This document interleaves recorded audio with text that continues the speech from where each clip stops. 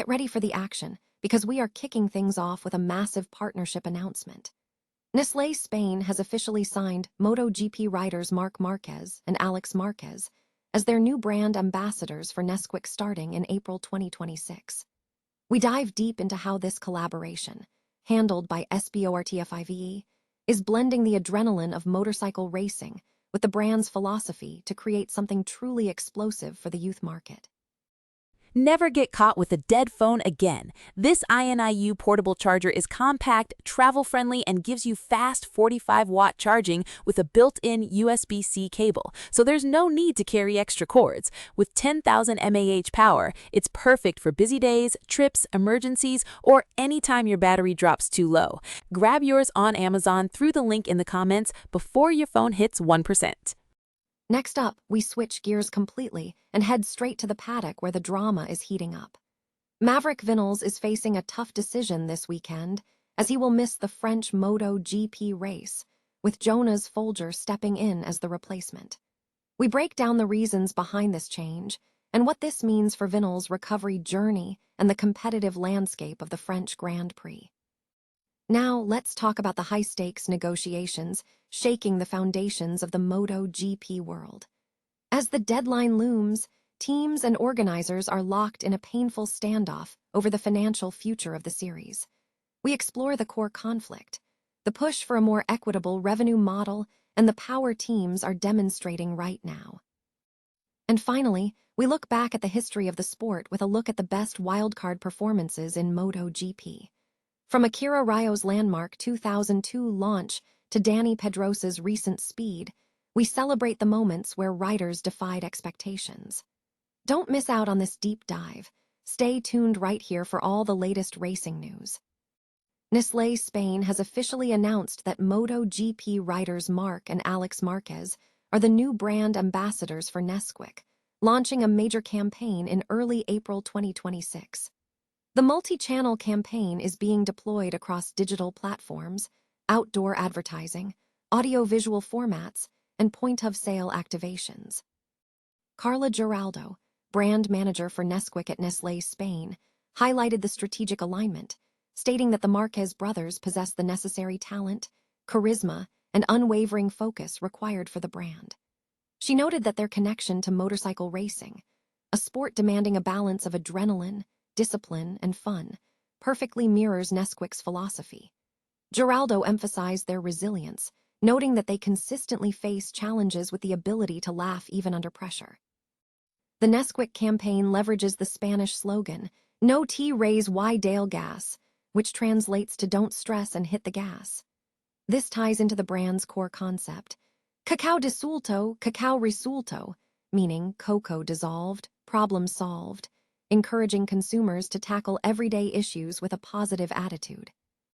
The main commercial features the Marquez brothers on motorcycles set against elaborate science fiction backdrops, including futuristic city ruins and desert landscapes.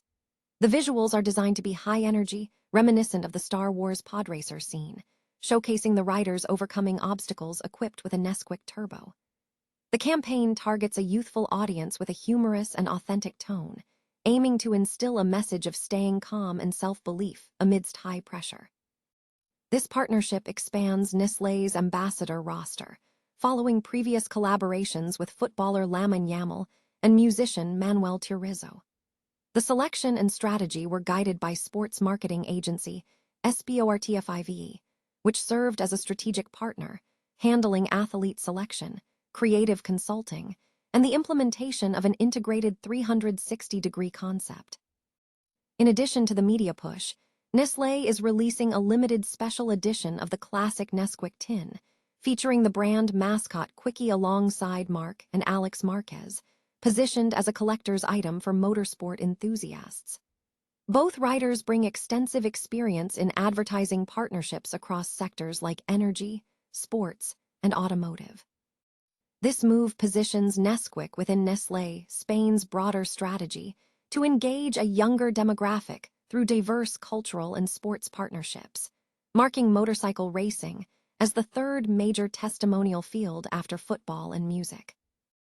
Maverick Vinales will miss this weekend's French MotoGP event as he continues his recovery from shoulder injuries sustained last year. The Spaniard will not be competing in France. Jonas Folger has been confirmed to step in and take over Vinales' role on the Tech 3 garage. Folger, who was called up after Paul Espargaro sustained an injury, will be taking the seat. Vinales stated that he has been working hard since his surgery to fully recover, with Le Mans being his target race to return. He added that after attending the Red Bull Athlete Performance Center, he has been advised that he is not yet strong enough to return to the bike, emphasizing that prioritizing a full recovery is his main focus.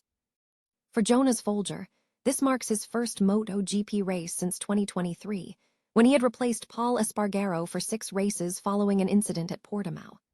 Folger, who finished 13th in the French Grand Prix that year, expressed excitement about returning to the team. He acknowledged the challenge ahead, noting that returning after a long absence from racing will require quick adaptation, but remains optimistic about the opportunities. Folger also wished Vinales a strong and quick recovery. The future of MotoGP faces a significant impasse between teams and series organizers as the deadline for crucial decisions looms. Despite ongoing contract negotiations, including high-profile moves like Pecco Bagnaya's to Aprilia, official news regarding the 2027 grid remains elusive due to deep disagreements over the financial structure of the series. The core of the conflict centers on moving away from the current block grant system provided by MotoGP Sports Entertainment Group, formerly Dorna, towards a more equitable model. Teams and manufacturers are pushing for a system where revenue generated by the series, such as TV rights and hosting fees, is distributed on a percentage basis, ensuring greater financial reward for the teams. This push for systemic change is reportedly being led by figures such as former Formula One team boss Massimo Rivola, currently the Aprilia team principal, and is being negotiated by former Yamaha boss Lynn Jarvis, reportedly supported by a team of U.S. lawyers associated with the Trackhouse team. This restructuring is occurring amidst the series' acquisition by Liberty Media, which has brought significant attention and potential financial benefits to MotoGP, mirroring trends seen in Formula One. Tensions escalated during a recent event in Jerez, where a delegation from Liberty, including CEO Derek Chang and F1 boss Stefano Domenicali, attended a business dinner. During this gathering, some teams signaled their dissatisfaction by not attending, leading to last-minute table rearrangements to conceal their absence. This action highlights the growing leverage teams possess in these negotiations. While teams are committed to the sport, evidenced by their substantial investment in preparing 850cc bikes and securing rider contracts, they are increasingly demanding a greater share of the revenue generated through increased media, communications, and public relations spending, a factor Liberty Media is planning for the series' growth. Crucially, the report emphasizes that neither Dorna, MSCG, nor Liberty Media currently control the schedules of riders or team personnel. Teams retain the power to exert pressure, with some team bosses reportedly prepared to withhold comment. With heightened friction between the teams and organizers, the expectation for factory rider announcements in the near future appears unlikely, regardless of the Le Mans deadline this weekend. Wildcard appearances have long been a feature in MotoGP, though recent years have seen increased reliance on direct manufacturer involvement. As the championship has matured, it is increasingly challenging for any rider to immediately compete at race weekends, even with extensive testing. However, standout performances have emerged, particularly when weather conditions level the playing field. With MotoGP set to ban wildcard entries starting in the 2027 850cc regulation cycle, a look back at 5 notable wildcard performances highlights moments of exceptional skill. The 2002 Japanese Grand Prix marked a landmark moment for the 1000cc MotoGP era. Test rider Akira Ryo of Suzuki made a brilliant launch from 7th to take an early lead, which he ultimately maintained despite being overtaken by Valentino Rossi of factory Honda at the final chicane. Ryo secured an impressive podium finish, finishing 1.5 seconds behind the winner. In the 2018 season finale, Michel Pirot, competing as a wildcard, experienced an early crash but capitalized on a lengthy mid-race red flag.